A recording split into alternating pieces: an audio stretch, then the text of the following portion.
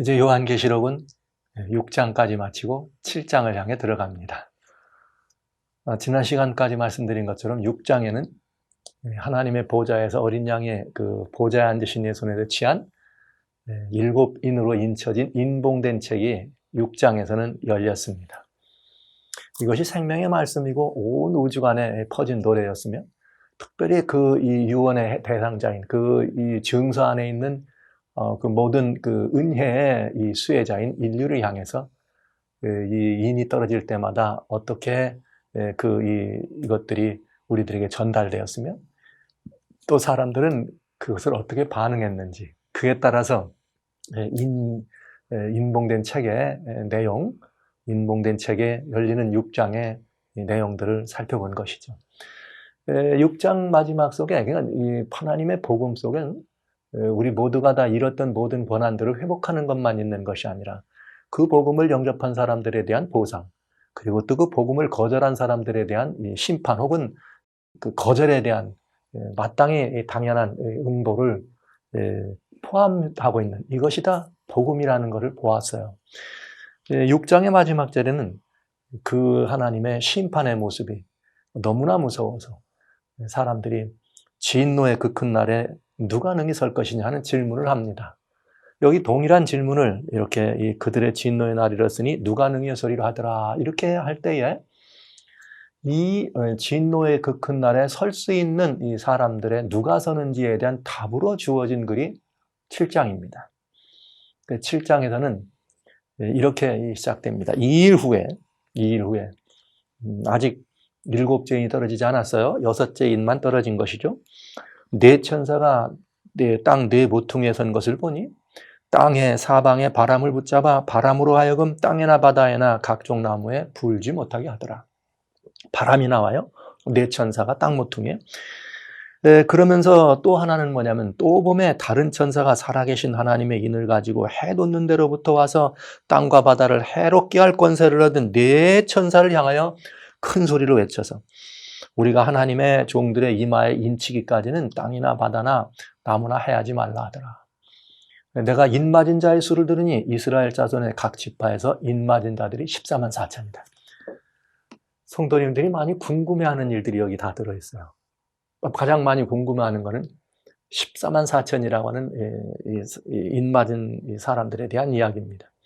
그런가 하면 여기 하늘 사방 네 바람을 붙들고 있는 천사들이 나와요. 근데 이 바람은 보니까 성격상 땅에 불리면 땅을 해롭게 한다. 즉 이건 재앙의 바람이에요. 하나님께서 이 천사들을 내보내면 이 천사들이 땅을 심판으로, 재앙으로 정말 이 땅을 이렇게 여기 말대로 하면 해롭게 할, 아프게 할 그런 이야기가 들어있는 바람입니다. 그래서 여기 몇 가지를 우리가 먼저 알아볼 게 있어요. 여기 인치는 이 천사에 관한 이야기가 나오면서 바람에 관한 이야기 같이 나오니까, 먼저 바람이라고 하는 것은 무엇일까? 여기 네 천사가 땅 모퉁이에 섰다 그러니까 이건 온 이 글로벌 지구촌에 해당되는 이야기입니다. 이 성경 속에는 바람에 관한 이야기들을 여러 번에 우리가 나와서 볼 수가 있는데, 특별히 여기 바람은 땅을 해롭게 할 바람이에요. 그러니까 이것은 심판의 바람인 것을 우리가 알 수가 있죠. 지난 시간에 이 6장을 볼 때 스가랴 6장에 나오는 말의 모습, 네 병거, 이게 뭐 홍마가 있고 얼음진 말이 있고 이런 병거가 나올 때 스가랴 6장 5절에는 천사가 물어봅니다. 도대체 이 말이 뭘 의미합니까? 물어봤더니 이는 하늘의 네 바람이다. 하늘의 네 바람인데 온 세상의 주 앞에 모셔뒀다가 나오는 것이다, 나가는 것이다, 이렇게 돼 있어요. 그럼 그 바람은 이 성경에 무엇으로 우리가 이해할 수 있는가? 우리가 보통 우리 눈으로 목격하는 물리적인 그런 이 바람들만 있는 것이 아닙니다.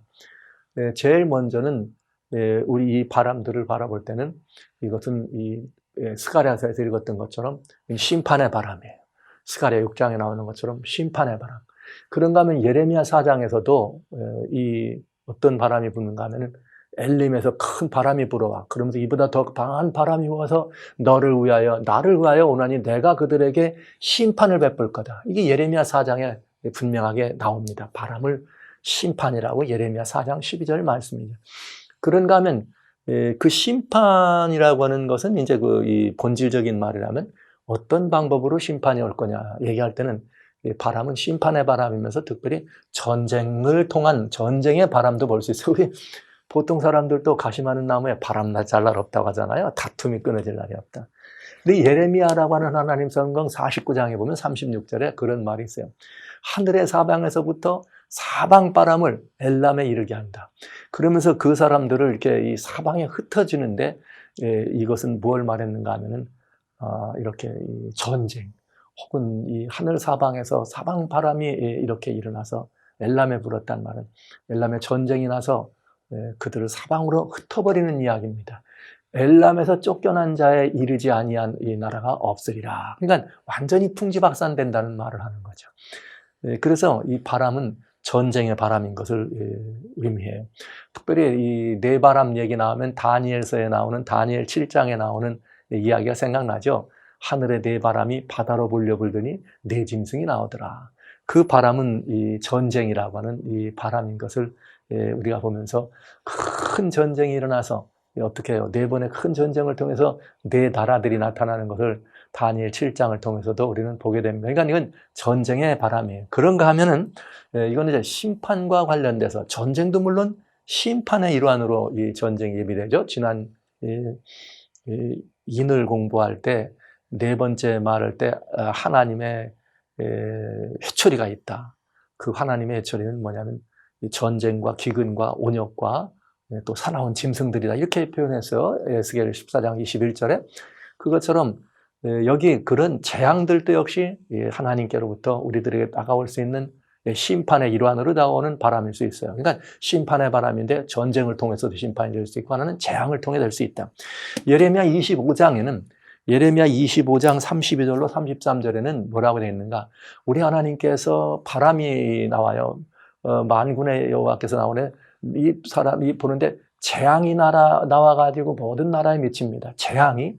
그러면서 재앙이 나와서 모든 나라에 미친다고 하면서 이어서 말씀하시기를 그거를 사방에서 태풍이 몰아오겠다. 그러니까 거대한 태풍 이렇게 표현하면서 대대한 재앙을 설명하기도 합니다. 예레미야 25장 32절 33절 말씀이에요. 그래서 그 바람이 땅 이 끝에서 땅 저 끝까지 미칠 거라 그래요. 이건 재앙을 말하는 거죠. 자, 이제 문제는 여기 이 계시록 7장에 나오는 이 재앙. 그러니까 땅을 해롭게 할 바람이니까 하나님께로부터 나오는 심판이든 전쟁이든 재앙이든 이런 바람들입니다. 동시에 세 가지가 다 불어붙일 수도 있겠죠. 그런데 중요한 건 뭐냐? 언제 이 재앙이 불어올 것이냐?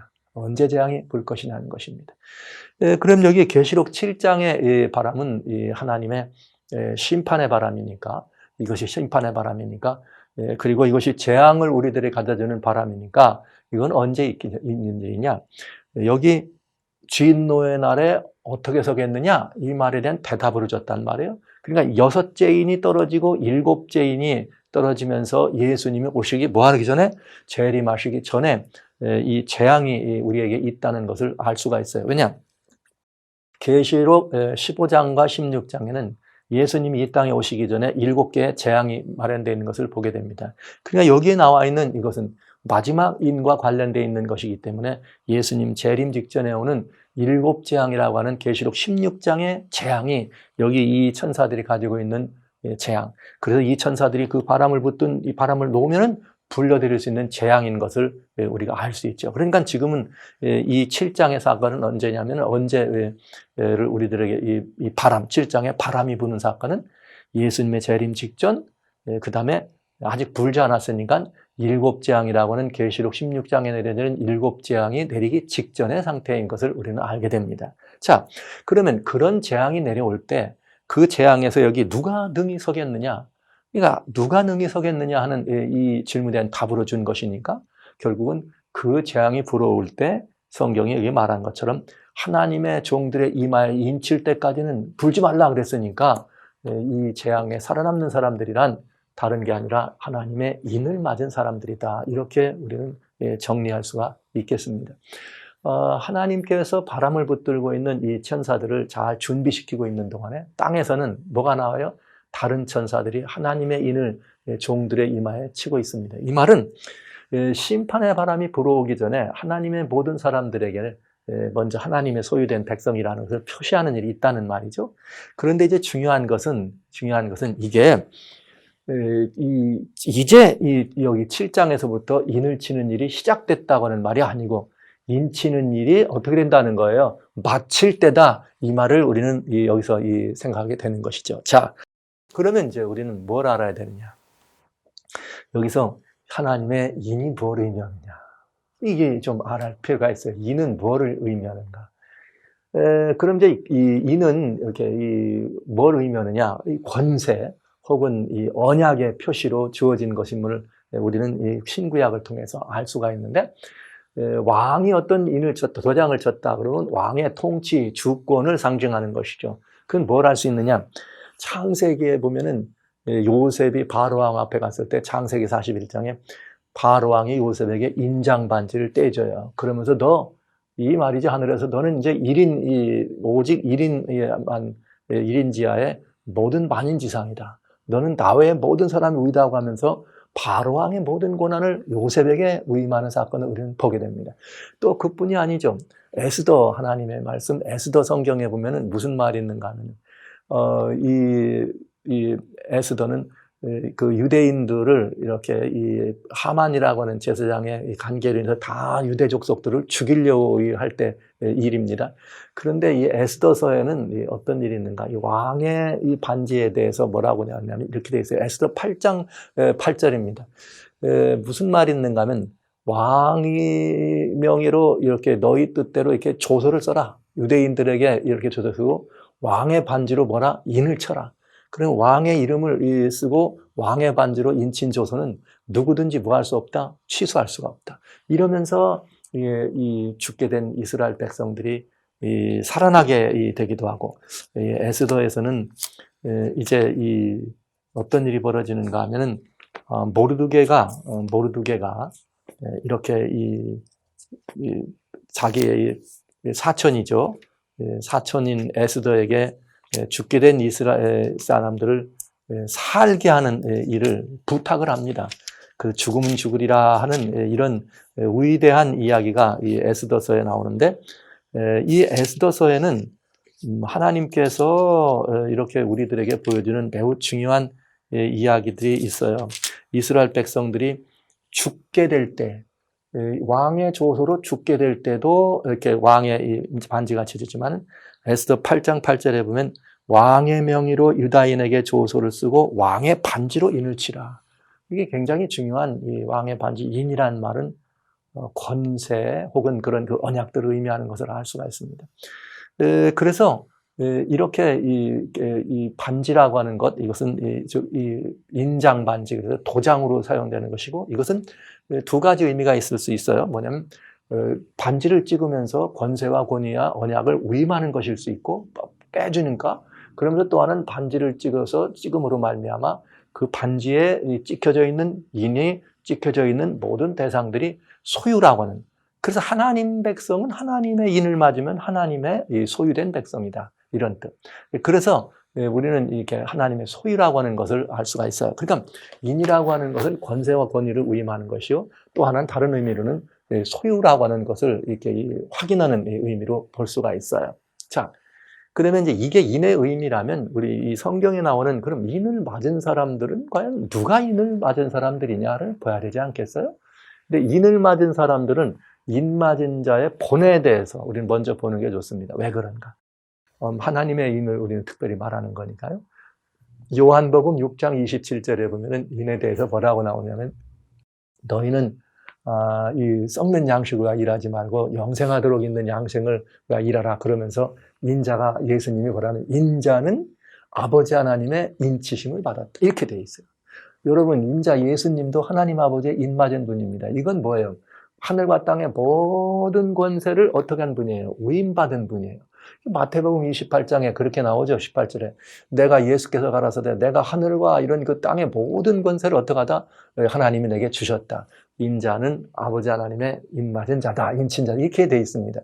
그러면 이제 또 하나님 백성들과 하나님과의 관계에서는 누가 인맞은 관계냐?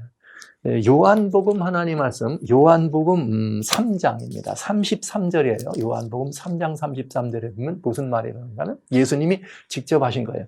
그의 증거를 받은 이는 하나님을 참신하여 인을 쳤는, 이렇게 되어 있습니다. 이건 뭐냐면 예수님이 하늘에서 오셨다, 내가 하늘에서 왔던 모든 일들을 말씀하실 때 사람들이 안 믿죠. 그러나 그 말을 믿는 사람, 예수의 증거를 받는 사람은 하나님을 참되다여 어떡하더라, 이는 인쳤다, 이렇게 말씀하십니다. 이렇게 말씀하시면서 주님께서 증거하시는 모든 말씀을 믿는 자를, 그 증거를 받은 것으로 이렇게 설명한 것을 알 수 있어요. 자, 이제 이것은 예수님과 관계된 이야기입니다. 그럼 이제 우리는 여기 인맞은 자에서, 저는 오늘 이 인맞은 자라고 하는 이것을 아주 중요하게 생각해요. 왜냐하면 사람들이 이렇게 인맞는 일에 대해서 굉장히 부담이 있어요. 너 이렇게 구원 받으셨습니까? 물어보면 받았다. 하나님의 인 맞았습니까? 그러면 인을 약간 받았는지 안 받았는지 잘 몰라요. 그리고 왠지 불안해합니다. 오늘 이 문제에 대한 답을 우리 요한계시록 7장을 너희들이 보면서 확실하게 이해하고 확실하게 우리가 알아듣는 것은 매우 중요합니다. 자, 그러면 누가 하나님의 인을 받는가? 이제부터 좀 살펴볼 거예요. 하나님을 받는가? 성경은 이렇게 되어 있어요. 에베소 1장 13절, 에베소 1장 13절에 말씀하시기를, 진리의 말씀, 하나님의 진리의 말씀, 곧 뭐냐? 구원의 복음을 듣고 그 안에서 믿어 약속의 성령으로 이렇게 말했습니다. 인침을 받았다. 여러분, 복음을 영접하는 사람, 구원의 복음, 생명의 말씀, 진리의 말씀을 영접하는 사람은 그 영접한 말씀을 믿을 때에 약속의 성령으로 뭘 받느냐? 인을 받는 것입니다. 이는 뭐라 그랬죠? 하나님의 소유된 백성이다. 정말 그럴까요? 디모데후서라고 하는 성경, 디모데후서 2장 19절에는 이렇게 되어 있어요. 디모데후서 2장 19절에는 그게 하나님의 소유된 백성이라는 바를 정확하게 말합니다. 하나님의 견고한, 그런즉 하나님의 견고한 터는 섰다. 그러면서 인침이 있어 일렀을 때, 여러분 뭐라고 돼요? 인침이 있어 일렀을 때, 주님께서 자기 백성을 아신다 하였으며, 주께서 자기 백성을 아신다 하였으며, 또 주님의 이름을 부르는 자마다 돌이켜 불의에서 떠나라, 이렇게 돼 있어요. 그러니까 주님의 이름을 부르는 자, 진리의 말씀을 영접하고 주님의 이름을 부르는 자들에게 뭐라고요? 인을 치는 일이 있었다. 그래서 하나님의 터가 견고하게 섰다, 이렇게 말씀하신 것이, 누가 주의 이름을 부릅니까? 예수를 개인의 구주로 영접한 사람들이 부르는 이름이 주 아닙니까, 여러분? 그러니까 인치는 일은 예수 그리스도의 십자가 이후에 누구든지 이제는 예수님을 믿음으로 영접하는 그에게 하나님의 인을 친다는 사실을 알 수가 있습니다. 자, 그러면 이 인을 이렇게 해서 인을 맞는다면 저는 여러분에게 두 번에서 물어봐야 돼요. 여러분 진리의 말씀 영접하신 거 맞죠? 이 구원의 복음을 믿고 그 예수 그리스도를 개인의 구주로 영접하신 거 맞죠? 그러면 성경대로 약속의 성령으로 인쳤느니라. 인침이 있었는데 견고한 터는 섰다. 당신들이 그렇게 믿는 모든 것들에 대하여 하나님 말씀은 뭐라고요? 하나님이 인을 치셨다고 약속하신 것입니다. 그리고 여기 계속해서 말씀하시는 것처럼 무엇으로 하나님께서 인을 보증해 주느냐? 고린도후서 1장 22절에는 우리 주님께서 뭐라고 말씀하셨는가 하면, 우리 하나님께서 자기의 이런 우리들에게 성령에 말씀하신 거예요. 저가 우리들에게 어떻게 했는가? 우리들에게 복음을 영접한 우리들이요, 인치고 보증으로 우리에게 뭐라 했느냐? 성령을 우리 마음에 주셨다. 인치고 보증으로 성령을 우리 마음에 주셨다. 누구에게요? 복음을 영접한 우리들에게. 자, 그러면 여러분 좀 여기서 두 가지를 확인해 볼 수 있어요. 여러분이 인을 맞으셨는가 안 맞으셨는가, 그리고 성령의 보증을 받았느냐 안 받았느냐, 이거 간단합니다. 성경은 우리들에게 이 문제에 대해서 아주 중요하게 얘기하고 있어요. 그리고 아주 단순한 이치입니다. 자, 보실까요? 여러분, 우리가 예수님의 복음을 영접하고 예수님을 개인의 구주로 영접합니다. 그러면 우리는 하나님의 자녀가 되는 뭘 얻습니까? 권세를 얻습니다. 요한복음 1장 12절에. 그러면 지금 읽어본 에베소서나 디모데후서나 고린도서를 보니까 하나님께서 성령으로 우리에게 뭘 한다? 인친다 그랬어요. 그러면 우리는 성령으로 인을 칩니다. 근데 여러분, 우리가 예수님을 개인의 구주로 영접하면 우리는 하나님의 자녀가 되는 뭘 받는 거예요? 권세를 받습니다. 와우, 할렐루야. 하나님의 자녀가 되는 권세를 받았기 때문에 성경은 우리들에게 이 사실에 대해 확증해 줍니다. 그것이 바로 갈라디아 이 4장 6절에 있는 말씀이에요. 너희가 하나님의 아들인 거로 하나님께서 아들의 영을 너희의 마음에 주어서 너희가 하나님을 아버지라 하느니라. 그러니까 여러분, 우리가 하나님을 아버지라 부른다고 하는 이 사실 자체가 하나님이 하나님의 아들의 영을 우리 마음에 주셨기 때문에 하나님을 아버지라 부를 수 있다고 말씀하시는 것입니다. 이게 참 중요한 일이에요. 아무나 아버지라고 하잖아요. 아들이기 때문에 아버지라고 부르는 거죠. 그것처럼 하나님을 우리가 아버지라 부르는 것도 하나님이 아들의 마음을 우리에게 주셨기 때문에 우리는 하나님을 아버지라 부를 수 있다 하신 것입니다. 그러니까 여러분, 내가 기도할 때 혹은 내가 어디 가서 무슨 일을 할 때 나는 하나님의 자녀다 이렇게 내가 주장한다면 그는 뭐 받았다는 증거예요? 하나님의 자녀로 인침을 받았다는 증거입니다. 왜? 자녀가 되는 권세예요. 이는 뭐를 말한다고요? 권세를 말하니까요. 자, 그러면 이제 여러분 모두가 다 인맞은 사람이란 사실은 이제 여러분 조금 더 의심하게 되지 않기를 바랍니다. 그런데 왜 여기 7째 인이 떨어지기 직전에 계시록 7장에서는 이 인치는 일을 마치는 일이 있는가? 마지막 시대예요. 하나님을 모두가 다 대적하고 하나님을 다 떠나서 하나님에 대한 이런 모든 것들이 갈급한 심령으로 찾지 않으면 찾기 어려울 만큼 여러분 성경에 이런 표현이 있어요. 볼지어다 캄캄함이 만민을 덮는다. 이 모든 어둠이 모든 나라를 덮고 캄캄함이 만민을 덮어요. 그런 말은 무슨 말이냐? 영적 어둠이에요. 하나님을 찾고 예수를 찾는 사람들이 그만큼 줄고 없다는데 그때에 예수님을 영접하고 하나님의 자녀가 되는 사람들을 어떻게 하는 하나님이 마지막까지 인치는 천사를 통하여 내 백성이다, 내 소유다, 내 종이다, 너는 내 아들이다, 내 딸이라고 인을 친다고 하는 얘기를 다 이 계시록 7장에서 보여주는 것입니다. 우리가 혹 여기서 한 가지를 좀 더 볼 수가 있어요. 그러면 이런 인치는 일은 언제부터일까? 디모데후서에 분명히 뭐라고 하냐? 인침이 있어 일렀다. 그러니까 이미 이 디모데후서를 쓸 때 사도 바울은 지금도 여전히 인치는 일이 있다 이렇게 볼 수 있어요. 그렇기 때문에 해석될 수 있는 성경이 여기 계시록에 나오는 11장 1절에 나오는 말씀이 있습니다. 여기 보면 11장 1절에 보면은 나중에 이게 다시 보겠습니다만 지팡이 같은 갈대를 주며 말하기를 일어나서 하나님의 성전과 제단과 그 안에서 경배하는 자를 청량하라. 여기 하나님의 성전과 제단 안에서 사람들을 어떻게 합니까? 청량한다. 청량한다고 하는 말은 잰다는 뜻이죠.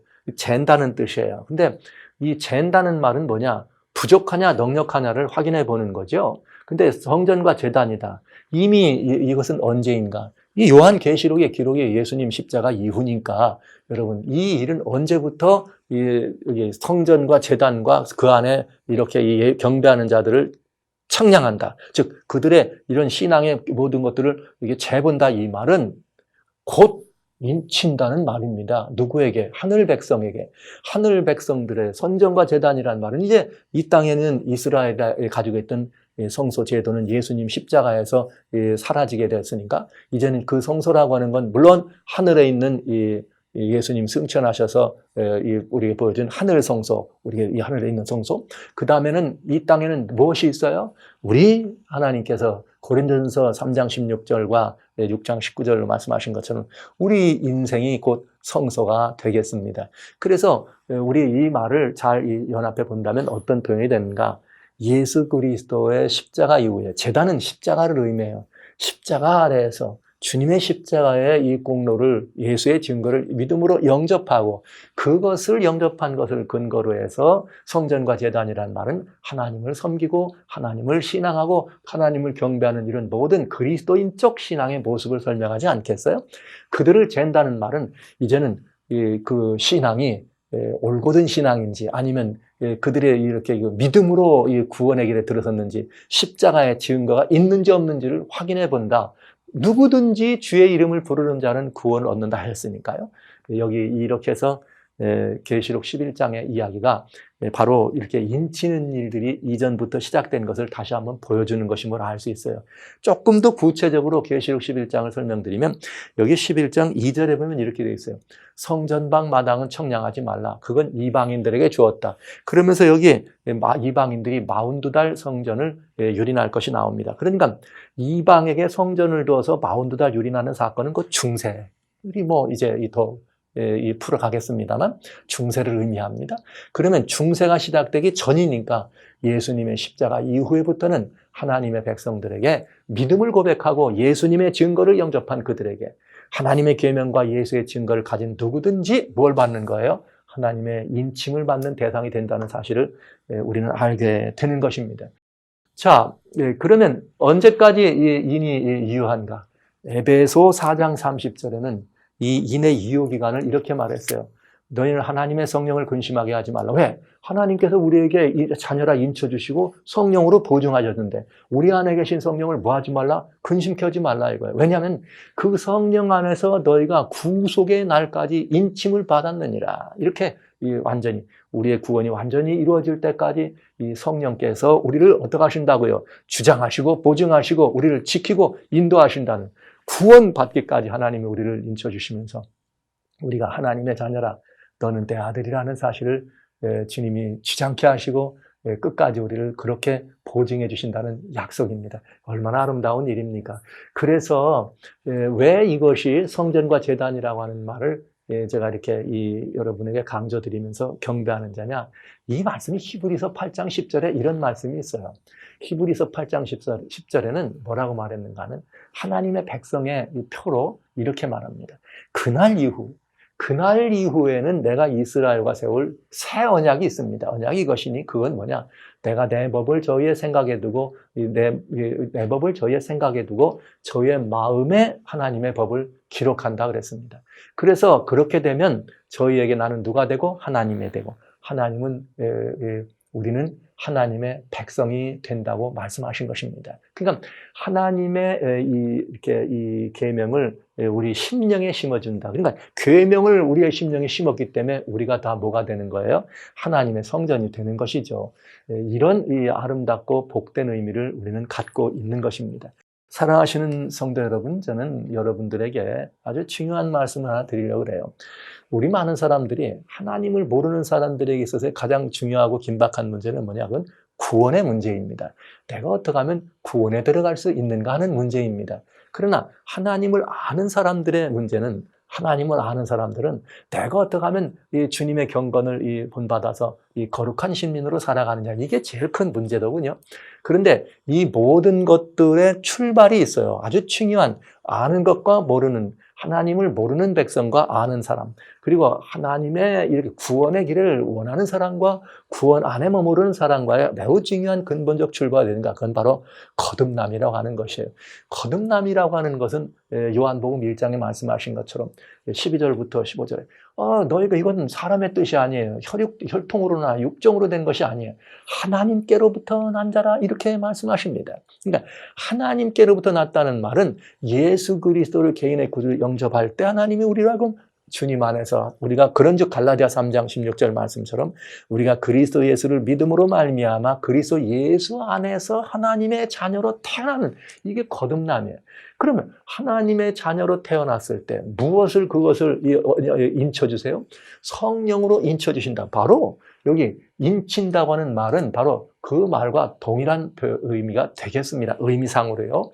용어는 다르지만 의미는 같은 거예요. 그래서 여러분들, 하나님께서 우리 안에 아들의 영을 주신 것입니다. 우리가 무엇으로 살아가라고요? 아들로 살아가라고요. 따님으로 살아가고 딸의 영을 준 것입니다. 그러면 우리가 기도할 때 주여 아버지 이렇게 부르는 것은 우리가 이미 하나님의 자녀가 되었다는 놀라운 내 입술의 고백인 것이죠. 그래서 저는 이런 정의를 하나 더 내려드리려고 해요. 사람들이 기도합니다. 기도하는 이유가 왜예요? 기도하는 이유는, 하나님께 기도하는 이유는 하나님이 우리의 아버지이기 때문에 기도하는 것이에요. 여러분, 이웃집 이 아이가 등록금 고지서 나왔다고 우리 집에 와서 나보고 아빠 하고 돈 달라고 안 해요. 우리 아이가 아빠하고 돈 달라고 하는 것입니다. 안심하고 달라고 합니다. 왜 그래요? 아들이니까요. 여러분, 그와 마찬가지로 하나님이 성령으로 우리들에게 보증하고 인을 치시는 이것은 하나님의 자녀된 특권을 누리라고 하는 약속과 마찬가지입니다. 그러니까 여러분, 우리가 그 약속을 꼭 받았다는 사실, 인 맞았느냐 물어보걸랑 두려워하지 말고, 아무렴 나는 하나님의 인 맞은 자야, 하나님의 백성이야, 하나님의 소유된 사람이야, 나는 하나님의 소유된 자녀로서의 권세를 받았어. 그래서 여러분, 누가복음 15장에 탕자가 돌아올 때 이상한 말이 하나 있죠. 아들이 돌아오는데 아들에게 가락지를 손에다 끼워줘라. 가락지가 뭐를 의미한다고요? 권세, 언약, 약속의 인이라 그랬습니다. 그러나 아들로 다시 보내주는 거예요. 아들을 회복해주는 하나님의 약속이 거기에 들어있지 않아요?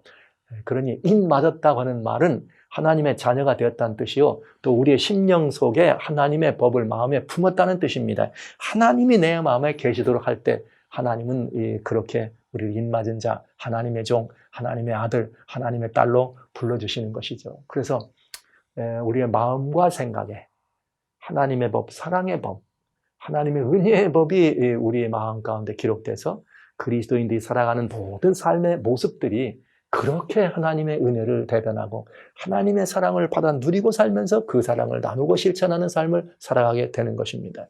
이것이 곧 우리가 그분의 성품에 참여하는 것이고 그분의 아름답고 풍성한 그리스도의 장성한 분량에까지 도달하는 아름다운 이야기인 것입니다. 우리가 마지막 구속의 날까지 성령으로 인받는다고 하는 이런 약속은 굉장히 중요한 약속이고 오늘 우리 계시록을 저희가 바라보지만 여러분 이 사실을 잊지 말아 주시기 바랍니다. 그리고 계시록 7장에 이것이 이렇게 하나님의 백성들의 인치는 일을 다 해서 정말 하나님의 백성으로 꽉 찰 때까지 좀 기다려달라. 하나님의 애절한 호소를 여기서 보는 것이에요. 그러니까 여러분 앞으로 살아가시는 모든 시간 동안 나는 하나님의 입맞은 사람이야. 하나님의 입맞은 사람이야. 근데 이제 아직도 하나님을 모르는 사람들이 더 하나님의 입맞은 사람이 드러날 때까지 인내하고 참으시는 하나님의 사랑을 우리는 여기서 보게 됩니다. 자, 이것이 인이라고 하는 이 일을 보는 거예요. 지금 우리는 바람이 무엇이며 인이 무엇인지를 여기까지 보았네요. 그래서 여기 7장 3절까지를 이렇게 본 거예요. 인치기까지는 땅이나 바다나 해하지 말란 말은 그렇게 해서 하나님 백성들의 수를 다 좀 채울 때까지 기다리라고 하는 하나님의 호소입니다. 우리들이 듣기에는 이것은 무슨 말인가? 우리를 향해서 오래 참으신 하나님이 목불인견의 이 세상 형편을 바라보지만 그래도 너는 내 백성이라 하시는 하나님의 그 인치는 일을 더 하나라도 더 인치시기 위해서 우리 모두에게도 참고 인내하시는 오래 참으시는 하나님의 사랑을 이 말씀 속에서 보게 되는 것이죠. 자, 이렇게 되면서 이제 우리는 여기 인맞은 자의 수가 14만 4천이다 하는 이 이야기를 보게 됩니다. 인맞은 자의 수가 14만 4천이다. 자, 이제 그러면 14만 4천, 많은 사람들이 궁금해하는 14만 4천이라고 하는 이 문제를 좀 지금부터 다뤄볼까요? 흥미진진한 시간이 될 것 같습니다. 14만 4천에서 다룬다고 하는 것은 매우 복된 일이기도 하고 또 그동안 궁금했던 것들에 대한 답을 알아서 여러분의 마음을 시원하게 해줄 것이라 이렇게 생각합니다. 자, 그럼 볼까요?